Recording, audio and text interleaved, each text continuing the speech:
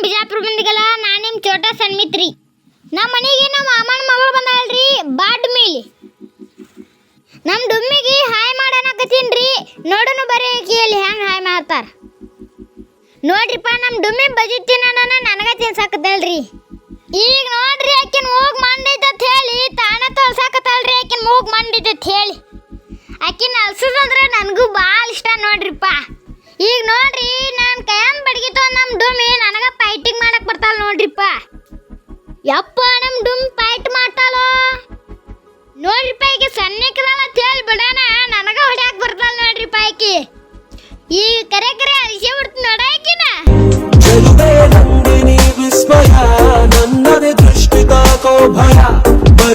ಈಗ ನಾ ಆಕಿ ಕಡಿಕು ಅಲ್ಸೇ ಬಿಟ್ಟೆ ನೋಡ್ರಿಪ್ಪ. ಆಕಿ ಅಳಾಕತ್ತಿದ್ರಿ.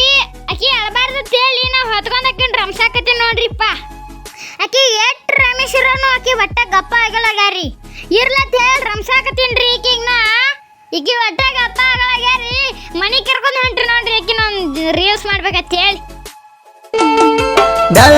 ಬಣ್ಣ